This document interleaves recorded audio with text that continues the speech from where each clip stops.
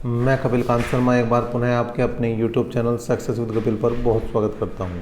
देखिए यहाँ पर लेकर आए हैं हम मध्यकालीन इतिहास का भाग नंबर 4। मध्यकालीन इतिहास का कौन सा भाग नंबर 4 लेकर आए हैं और यहाँ पर आप 304 से 366 तक के क्वेश्चनों को देखेंगे। क्योंकि लाइव वीडियो नहीं हो पा रही है, इस कारण इसे किया जा रहा है भैया रिकॉर्डेड।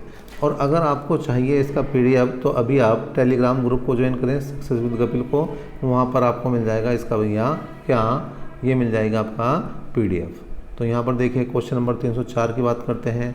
निम्नलिखित राजाओं में से किसने राम सीता की आकृति और रामशीय देवनागरी लेख से युक्त कुछ सिक्के चलाए?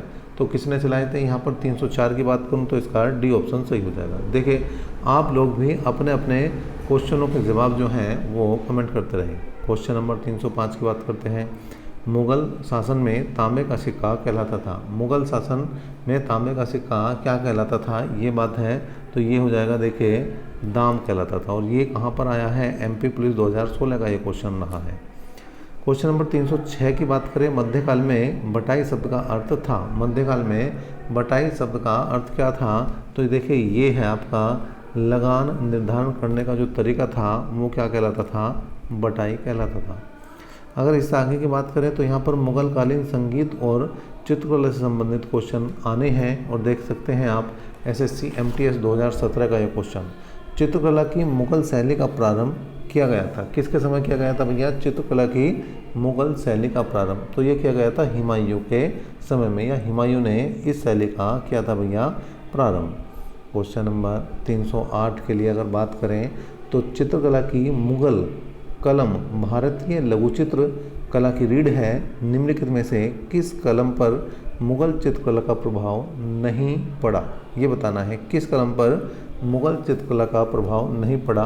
तो यह भाई काली घाट कला पर जो है इनका प्रभाव नहीं पड़ा। ऑप्शन डी इसका सही होता हुआ। 309 की बात करें। दास्तान ए अमीर हज्जा का चित्रांकन किसके द्वारा किया गया? दास्तान ए अमीर हज्जा का चित्रांकन किसके द्वारा किया गया? तो क्वेश्चन नंबर 309 की अगर बात करें तो इसका ए ऑप्शन यहाँ पर सही हो जाएगा। कौन सा? ए ऑप्शन यहाँ पर सही होता हुआ। क्वेश्चन नंबर 310 आपके सामने है SSC CHSL 2017 का ये क्वेश्चन क्या है भाई? पहाड़ी school, Rajput school, Mughal school और कांडला स्कूल निम्नलिखित में से किस कला की विभिन्न शैलियों को दर्शाते हैं? किस कला की विभिन्न शैलियों को दर्शाते हैं ये स्कूल? तो अगर 310 की बात करें तो ये हो जाएगा भैया कौन सा? बी ऑप्शन सही। कौन सा ऑप्शन सही हो जाएगा? बी ऑप्शन यहाँ पर सही हो जाएगा। Question number 311। निम्नलिखित में से कौन सा एक संगीत वाद्य बजाने में औरंगजेब को दक्षता थी? किसे जो है औरंगजेब को दक्षता थी ये बताना है। तो औरंगजेब बजाता था भैया वीणा। औरंगजेब क्या बजाता था? वीणा बजाता था। आगे क्वेश्चन की बात करें तो देखो क्वेश्चन नंबर 312 आपके सामने आ चुका है। प्रसिद्ध तानसेन का मकबरा कहाँ स्थित है? तानसेन का जो मकबरा है वो कहाँ पर स्थित है? तो तानसेन का मकबरा है भैया ग्वालियर में। बी ऑप्शन इसका यहाँ पर सही होता हुआ। Question number 312। 313 की बात करें तो गुलबदन बेगम पुत्री थी किसकी? गुलबदन बेगम किसकी पुत्री थी? तो ये थी भैया बाबर की पुत्री। किसकी पुत्री थी?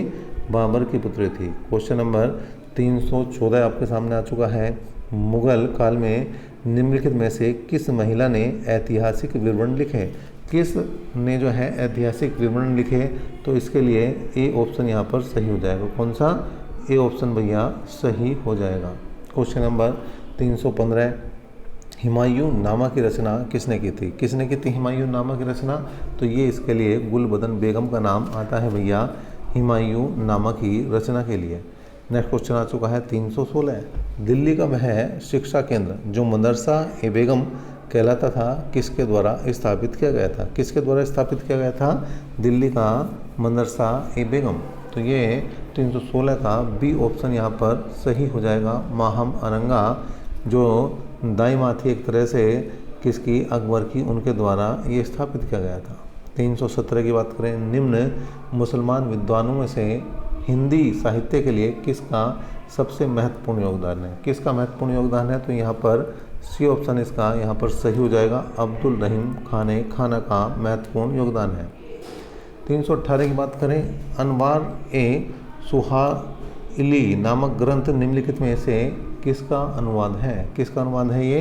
तो अनुच्छेद यहाँ पर क्वेश्चन नंबर 318 की बात करें तो ये पंचतंत्र का अनुवाद है। किसका अनुवाद है भैया? ये है पंचतंत्र का अनुवाद। इसके बाद है 319, मुगल काल में दरबारी भाषा थी। मुगल काल की दरबारी भाषा क्या थी ये आपको बताना है, तो ये हो जाएगा भैया सी ऑप्शन सही। कौन सा? फारसी। कौन सा ऑप्शन सही हो जाएगा? सी ऑप्शन यहाँ पर सही होता हुआ। क्वेश्चन नंबर आ गया आपका 320, नस्तालिक है। नस्तालिक क्या है ये बताना है। एसएससी सीजीएल 2017 में एक क्वेश्चन आया, 320 क्वेश्चन जो है, और इसका ऑप्शन बना ए सही। क्या ऑप्शन बना भैया? ए ऑप्शन यहाँ पर सही होता हुआ। नेक्स्ट है 321वां क्वेश्चन आपके सामने, निम्नलिखित में से किस एक ने महत्वपूर्ण कृतियाँ रामचंद्रिका एवं रसिक प्रिया की रचना की? रामचंद्रिका और रसिक प्रिया के लेखक का नाम बताना है आपको। रामचंद्र और रसिक प्रिया के लेखक का नाम क्या है? केशव है। इनके लेखक का नाम क्या है भैया? केशव है। मुगल काल के जो विविध क्वेश्चन बचते हैं वो बचे हैं। यहाँ पर देखते हैं, देखिए यूके पीसीएस 2016 का ये क्वेश्चन, मुगल काल में निम्नलिखित बंदरगाहों में से किसको बाबुल मक्का कहा जाता था? बाबुल मक्का किसे कहा जाता था? तो यहाँ पर 322 के लिए बात करी जाए तो डी ऑप्शन यहाँ पर सही है। क्या है भैया? डी ऑप्शन, मतलब सूरत यहाँ पर सही होता हुआ। 323 है, मुगलों ने नवरोज का त्यौहार लिया। किससे लिया? मुगलों ने नवरोज का त्यौहार किससे लिया था? तो इसके लिए ए ऑप्शन यहाँ पर सही हो जाएगा, पारसियों से ये लिया था नवरोज का त्यौहार। फिर है सिख संप्रदाय के कुछ क्वेश्चन यहाँ पर देखिए, बीएसएससी मतलब बिहार एसएससी 2016 में क्वेश्चन आया, पंजाब में अमृतसर नगर को स्थापित किया था किसने? पंजाब में अमृतसर नगर को किसने स्थापित किया था मेरे भाई? वो क्या था? गुरु रामदास ने। नेक्स्ट क्वेश्चन की बात करें, 325 है, किस सिख गुरु को अकबर ने 500 बीघा जमीन दी थी? किस सिख गुरु को अकबर ने 500 बीघा जमीन दी थी? तो यहाँ पर बी ऑप्शन आता है सही, गुरु रामदास को दी गई थी 500 बीघा जमीन, और जहाँ पर बसाया गया अमृतसर। संत रामदास को किसके शासनकाल से संबंधित माना जाता है? संत रामदास जो है किसके शासनकाल से संबंधित है? तो ये डी ऑप्शन सही है यहाँ पर, औरंगजेब के शासनकाल से संत रामदास को इस सिख गुरु ने विद्रोही राजकुमार खुसरो की सहायता धन एवं आशीर्वाद से की थी। तो 327 के लिए बात करें तो यहाँ पर सी ऑप्शन सही होगा, गुरु अर्जुन देव। नेक्स्ट की बात करें 328 है, आदि ग्रंथ एवं गुरु ग्रंथ साहिब का संकलन निम्नलिखित में से किसने किया था? तो 328 के लिए यहाँ पर डी ऑप्शन सही बनेगा, गुरु अर्जुन देव। नेक्स्ट क्वेश्चन की बात करते हैं 329, निम्नलिखित में से किस स्थान पर एक प्रसिद्ध सिख गुरुद्वारा स्थित है? कहाँ पर स्थित है सिख गुरुद्वारा? तो 329 के लिए बी ऑप्शन सही हो जाएगा, हेमकुंड साहिब पर है प्रसिद्ध सिख गुरुद्वारा स्थित। 330 की बात करें, किसकी समाधि के कारण नांदेड़ गुरु द्वारा सिखों द्वारा पवित्र माना जाता है? किसके कारण माना जाता है? तो ये हो जाएगा भैया, गुरु गोविंद सिंह की समाधि के कारण माना जाता है इसे एक पवित्र स्थान। 331 है, किस सिख गुरु की मृत्यु के लिए औरंगजेब जिम्मेदार है? औरंगजेब ने किसको मरवा दिया था? तो यहाँ पर ऑप्शन बी बिल्कुल सही है, गुरु तेग बहादुर जी को यहाँ पर मरवा दिया था। किसने भैया? औरंगजेब ने। 21 जनवरी को जन्म दिवस मनाया जाता है किसका? 21 जनवरी को जो है किसका जन्मदिन मनाया जाता है? तो गुरु गोविंद सिंह जी का जन्मदिन मनाया जाता है 21 जनवरी को। सिखों के अंतिम गुरु कौन थे? सिखों के अंतिम गुरु कौन थे? तो सब जानते हैं, हम सब जानते हैं, गुरु गोविंद सिंह ही सिखों के अंतिम 10वें गुरु थे। खालसा के संस्थापक गुरु कौन थे? खालसा के संस्थापक, खालसा को किसने स्थापित किया था? गुरु गोविंद सिंह ने ही खालसा को स्थापित किया था। और खालसा पंथ कितने वर्ष पहले प्रारंभ हुआ था? खालसा जो प्रारंभ हुआ था वो लगभग 300 वर्ष पहले प्रारंभ हुआ था। एमपी पुलिस 2016 में एक क्वेश्चन पूछा गया, देखें, सिख संप्रदाय साम्राज्य का अंतिम शासक कौन था? सिख साम्राज्य का अंतिम शासक कौन था ये आपको बताना है। तो दिलीप सिंह, महाराजा दिलीप सिंह जो है सिख संप्रदाय के अंतिम राजा रहे। मराठाओं से संबंधित क्वेश्चनों की अगर बात करें तो यहाँ पर आपके सामने है मराठाओं से संबंधित क्वेश्चन। मराठाओं के उत्कर्ष का निम्न में से कौन सा कारण सही है? कौन सा कारण सही है? 337 के लिए अगर हम जाएं तो डी ऑप्शन यहाँ पर सही है, ये सभी कारण ऐसे हैं, धार्मिक चेतना, राजनीतिक जागृति और उच्च नेतृत्व शक्ति, जिनके कारण जो है मराठाओं के उत्कर्ष को जाना जाता है। नेक्स्ट की बात करें, क्वेश्चन नंबर 338, शिवाजी ने मुगलों को किस युद्ध में हराया? शिवाजी ने मुगलों को किस युद्ध में हराया? तो इसका आ जाएगा भैया सी ऑप्शन सही, सलहार। सलहार युद्ध में हराया शिवाजी ने किसे भैया? मुगलों को। वह कौन सेनानायक था जिसे बीजापुर के सुल्तान ने 1659 में शिवाजी को दबाने के लिए भेजा था? तो यहाँ पर क्वेश्चन नंबर 339 की बात करें तो बी ऑप्शन यहाँ पर सही होता हुआ अफजल खान। 340वां क्वेश्चन है, शिवाजी मुगलों की कैद से भागने के समय कौन से नगर में कैद थे?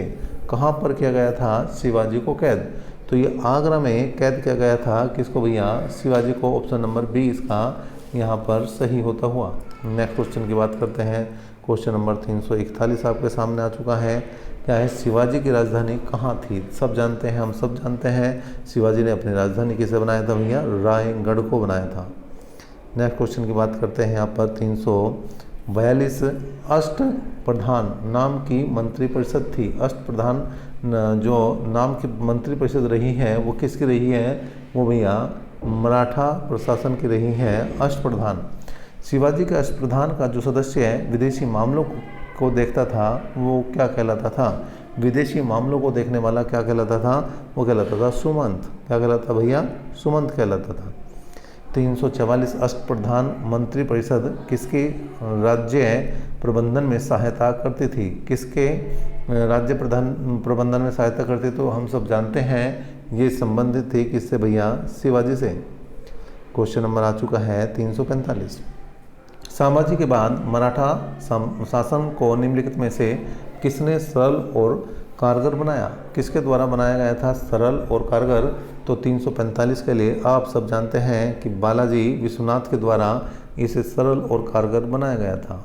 नेक्स्ट क्वेश्चन की बात करते हैं, क्वेश्चन नंबर 346, औरंगजेब की मृत्यु के समय मराठा नेतृत्व किसके हाथों में था?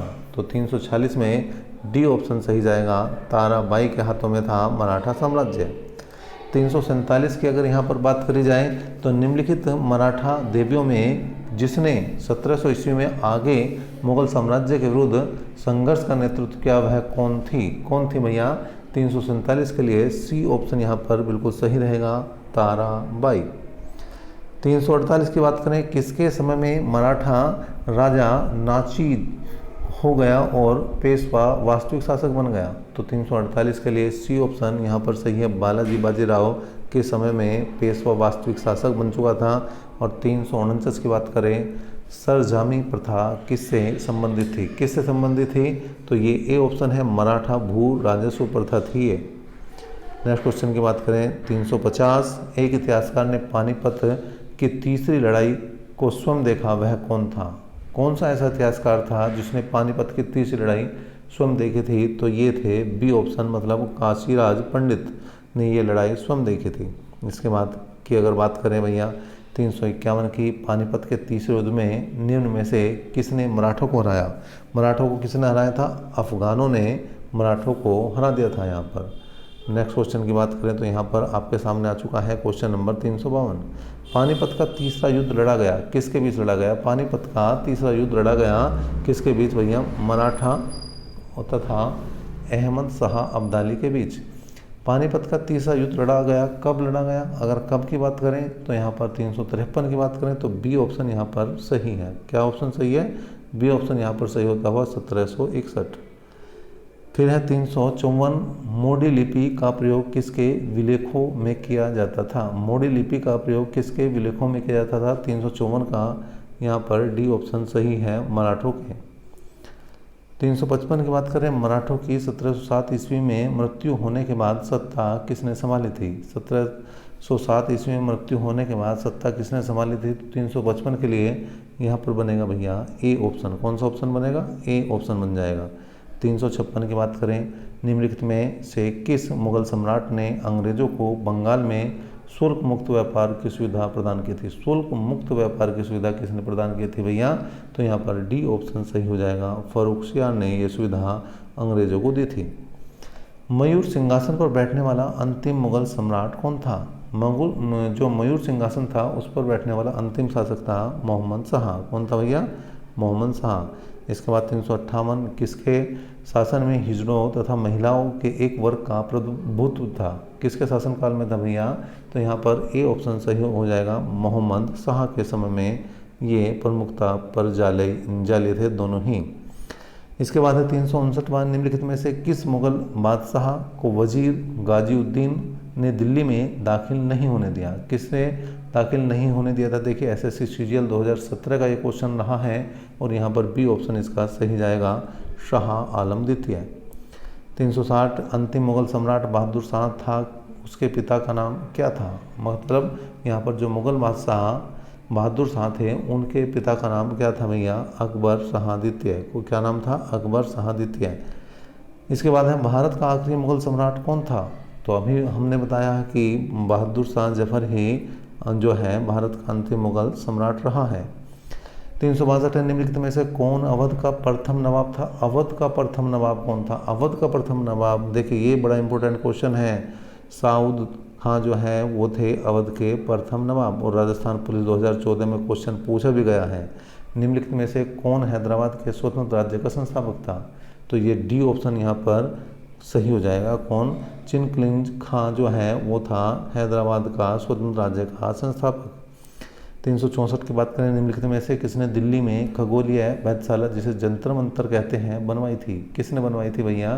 तो ये डी ऑप्शन यहाँ पर सही है, जयसिंह द्वितीय ने बनवाई थी ये प्रयोगशाला। नादिर शाह के आक्रमण के समय मुगल शासक कौन था? नादिर शाह के आक्रमण के समय मुगल शासक था मोहम्मद शाह। कौन था भैया? मोहम्मद शाह। और आज का लास्ट क्वेश्चन, और ये आपका जो है मध्यकालीन भारत का भी लास्ट क्वेश्चन कहा जाएगा और यूपी पीसीएस 2017 में आया हुआ क्वेश्चन है, अकबर के शासनकाल में दक्कन में निम्न पद्धतियों में से कौन सा भू राजस्व वसूली का प्रचलित आधार था? तो ये है आपका 366 का भैया सी ऑप्शन सही। कौन सा? सी ऑप्शन सही। तो देखिए लाइव ना आने का कारण यही है कि लाइव नहीं हो पा रहा।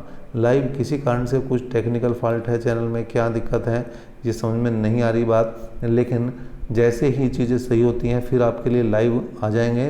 लेकिन तब तक आपका काम भी ना रुके, काम भी चलता रहे, उसके लिए हम लगातार आपको वीडियो देते रहेंगे। तो अभी तक के लिए इतना ही, नेक्स्ट अपडेट तक के लिए धन्यवाद।